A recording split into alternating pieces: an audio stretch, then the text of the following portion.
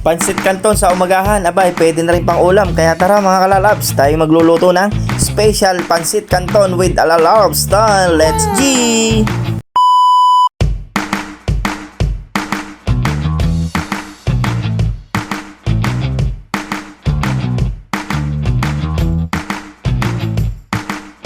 Welcome to paradise! Hello mga kalalabs, tara, magluto tayo ng kanton. Let's G! For today's video ay magluluto tayo ng kanton. At ayan, nagpailit na ako ng mantika, naglagay na rin ako dyan ng bawang. Tapos, sinunod ko na rin ang sibuyas.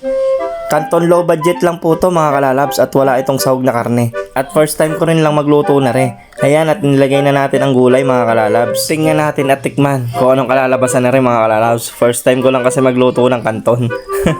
Nag-request lang ang aking misis. Kaya ayan, napaluto tayo ng kanton. At ayan, ginisa na natin dyan ang gulay mga kalalabs. Tapos lagyan na rin natin ng dato puti toyo soy sauce.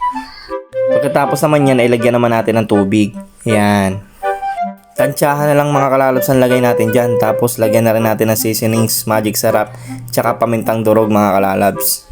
Tapos lagyan na rin natin ng pork cubes mga kalalabs para mas malasa-lasa. Tapos imekos-mekos na natin yan mga kalalabs.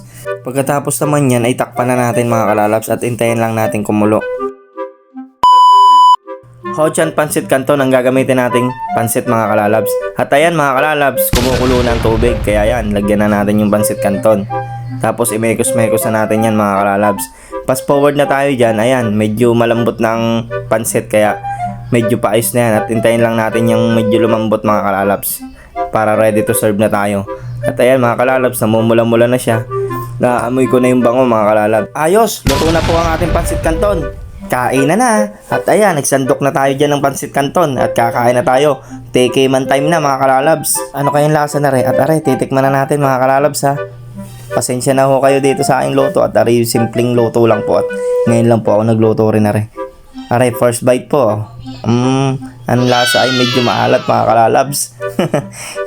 Tama-tama siguro aray sa kanin kaya kukuha tayo ng kanin. Pang kanin pala itong aking gawang ito, hindi pang papak.